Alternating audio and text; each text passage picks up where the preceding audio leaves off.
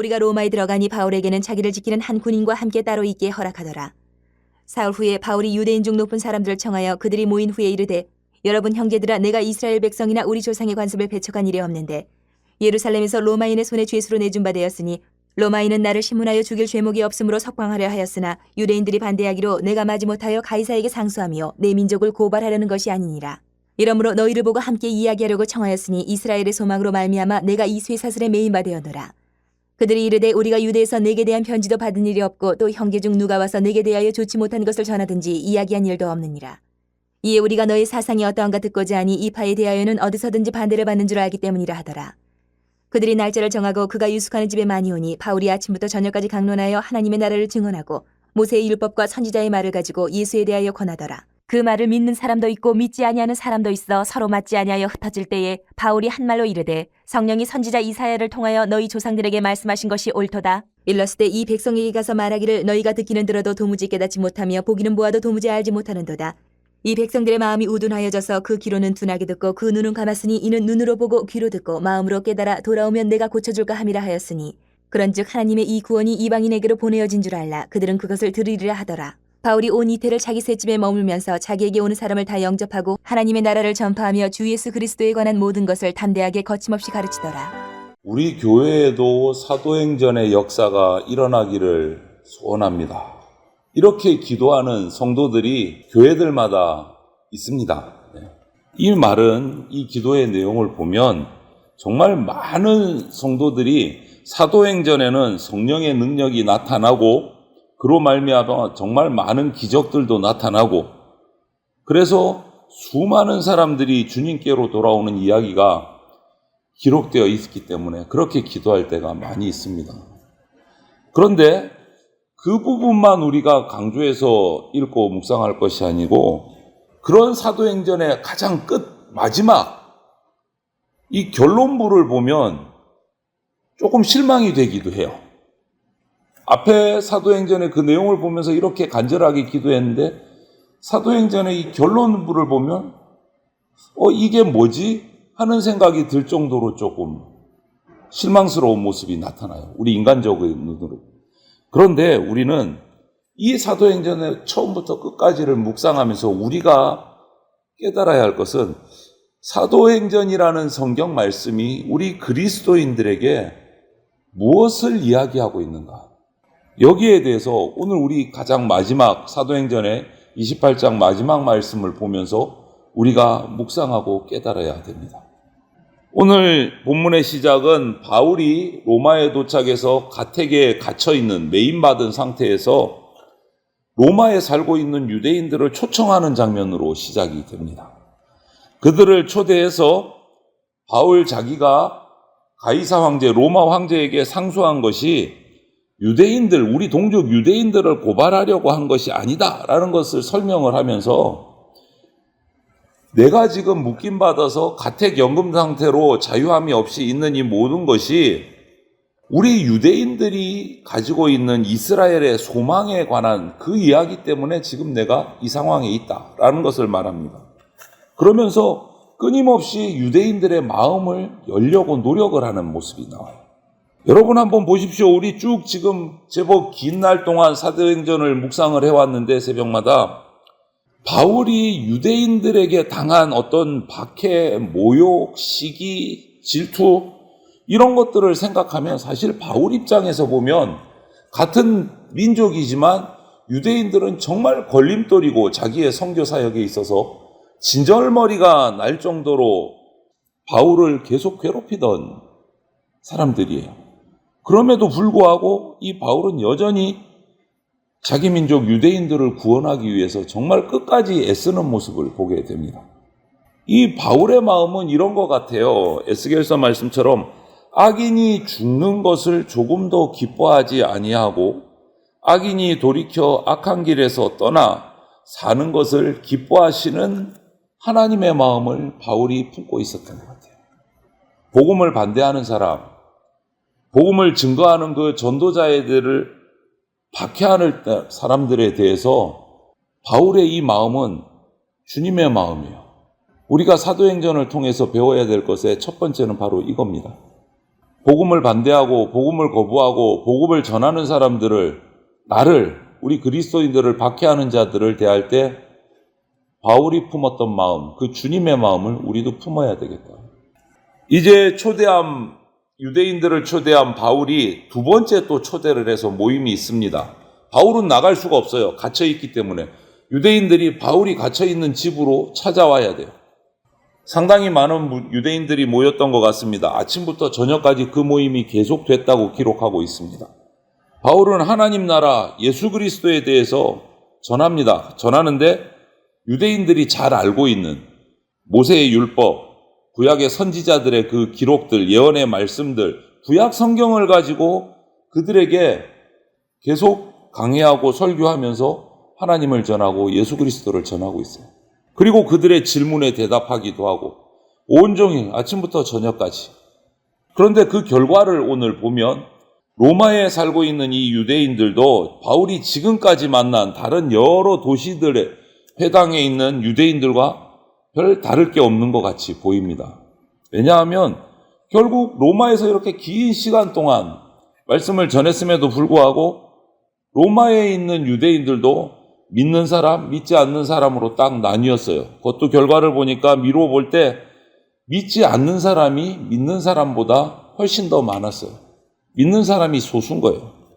만약에 지금 이 바울이 있는 곳이 앞에 있었던 유대인들의 회당 같았으면 바울은 또 쫓겨났을 거예요. 핍박받고. 그런데 지금 바울이 갇혀있는 가택이기 때문에 바울을 쫓아내지는 못하고 이 유대인들이 그냥 흩어졌다. 이렇게 기록하고 있어요. 오늘 바울은 그런 로마의 유대인들의 모습을 보면서 이사야 선지자, 이사야서 6장 9절 10절 말씀을 인용을 하면서 이렇게 결론을 지어요. 유대인들이 그토록 기다려오던 메시아를 이들이 알아보지 못하고 배척을 해버렸고 결국 이방인들이 유대인들에게 주어진 구원을 이방인들이 이어받게 됐다라고 이사야 말씀을 가지고 오늘 25절부터 28절에서 안타까운 마음을 표현하고 있습니다. 결국은 최선을 다해서 로마에서도 갇혀있는 몸으로 정말 유대인들, 자기 동족들을 위해서 복음을 전했음에도 불구하고 결과가 별로 좋지를 않아요. 결과가. 그런데 바울은 실망하기보다는 하나님의 뜻을 그런 모습을 보고 확인을 한 것 같아요. 내가 어떻게 사역해야 되는가? 사역의 방향을 찾아가기 시작했어요. 그리고 바울은 자신은 도구일 뿐이고 일하시는 분은 하나님이시다라는 것을 잘 알고 있었어요. 그래서 실망하지 않았어요. 실망하지 않았다기보다는 실망은 됐겠지만 포기하지 않았어요. 여러분, 이것이 주님의 일을 감당하는 우리 그리스도인들의 기본적인 태도가 돼야 돼요. 주님의 마음을 품고 복음을 전하고 그 결과는 하나님께 맡기고 자신은 거기에 연연하지 않는 것. 이것이 주님의 일을 하는 사람의 태도다. 보십시오. 30절, 31절을 보면 바울은 유대인들을 불러서 한 차례, 두 차례 그렇게 전하고 계속했음에도 큰 성과가 없었어요. 하지만 그랬듯이, 지금까지 그랬듯이, 로마까지 오면서 모든 일정 가운데서 그랬듯이 자기에게 오는 모든 사람들에게 계속해서 복음을 전합니다. 그래서 오늘 기록을 보니까 바울은 로마에 만 2년 동안 로마에 머물면서 복음을 전했어요. 2년 동안. 2년이라는 기간은요, 상당히 긴 기간입니다. 한 곳에서. 바울이 지금까지 전도 여행을 하면서 한 곳에서 이렇게 오랫동안 머물면서 복음을 전했던 적이 없어요. 두 번째로 긴 기간이 고린도에 머물면서 1년 반 정도 복음을 전했던 것이 긴 기간인데 그것보다 훨씬 더 길게 2년을 로마에서 복음을 전했어요. 물론 매인받은 죄인의 신분으로 어디 나가지도 못하고 한 곳에 갇혀있는 상태에서 복음을 전했어요. 쉽지 않겠죠. 자유가 억압되어 있기 때문에. 그래서 바울이 빌립보 성도들에게 이 로마에 갇혀 있으면서 쓴 빌립보 성도들에게 쓴 빌립보서의 그 말씀을 보면 1장 12절부터 보면 내가 묶여 있는 거, 매인받아서 자유함이 없이 지금 로마에서 복음 전하는 이 모든 것이 오히려 도움이 됐다라고 표현하는 부분이 있어요. 묶여 있는 것이. 유대인 동족들을 향한 사역은 결과가 결코 좋지 못했지만 오히려 바울의 복음 열정을 꺾지 못했다. 내가 갇혀 있는 것이. 이런 열악한 사역 환경, 난관, 여기에도 굴하지 않고 할 수 있는 최선을 다해서 복음을 전합니다. 2년 동안. 왜 그렇습니까? 사명에 사로잡혀 있는 사람이었기 때문에. 복음 전파의 사명에 사로잡혀 있는. 우리 기억해야 됩니다. 예수님께서 마지막 승천하실 때 우리에게 마지막 주신 사명이 뭔지를 기억해야 돼요. 우리에게 주신 복음을 가르쳐서 지키게 하라. 땅끝까지 가서 복음 전하라, 제자 삼으라. 이것이 우리가 받은 사명이에요. 이 사명에 바울은 철저하게 집중하고 있는 모습을 봐요. 이것이 주의 일을 하는 사람들의 모습이에요. 게다가 로마에서 이 2년 동안 갇혀 있었지만 여러분, 갇혀 있는 상태에서 로마에서 바울이 기록한 성경이 4권이나 있어요. 에베소서, 빌립보서, 골로새서, 빌레몬서를 자유함 없이 갇혀 있는 상태에서 이 성경 말씀을 기록을 했어요. 이 4권의 성경 말씀은요, 이후에 거의 2000년 이상을 교회의 큰 말씀의 기준으로 정말 보배처럼 쓰인 하나님의 말씀이 돼요. 엄청난 일을 한 겁니다. 갇혀 있으면서.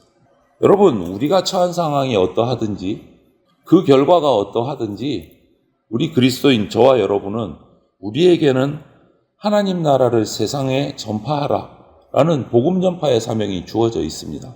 그것을 잊으시면 안 됩니다. 그래서 바울은 갈라디아 성도에게 갈라디아서 6장 9절에 보면 이런 권면을 하고 있는 모습도 봐요.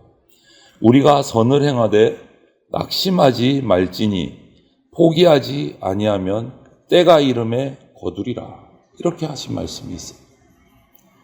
바울이라고 해서 똑같은 우리하고 같은 사람인데 열심히 복음을 전했는데 자기가 자유함도 없이 갇힌 상태로 열악한 모습으로 전했음에도 뭔가 열매가 있으면 힘을 얻을 텐데 결과가 좋지 못해요.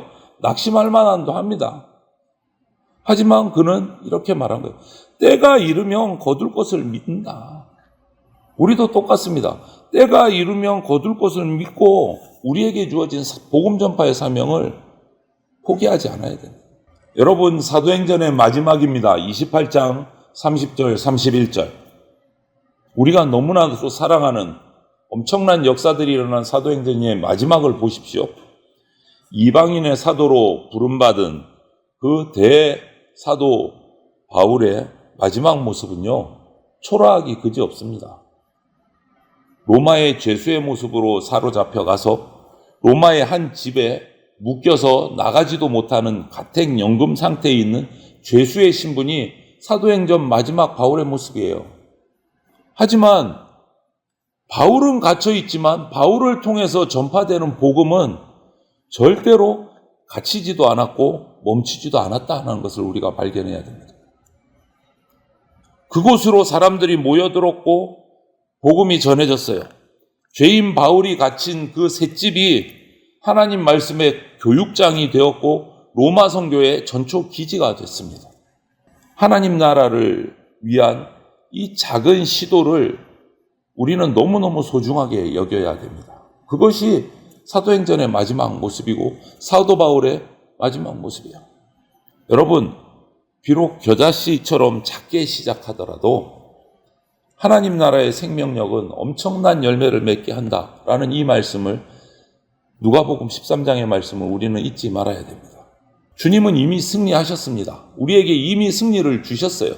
따라서 바울처럼 우리도 주님의 마음을 품고 사명을 기억하고 우리의 닥치는 어떤 일들에 대해서 일희일비하지 말고 영원한 하나님 나라를 바라보면서 묵묵히 내게 맡겨진 그 주님께서 주신 사명을 감당하는 바울과 같은 신실한 청지기들이 다 되시기를 주님의 이름으로 축원을 드립니다. 아멘.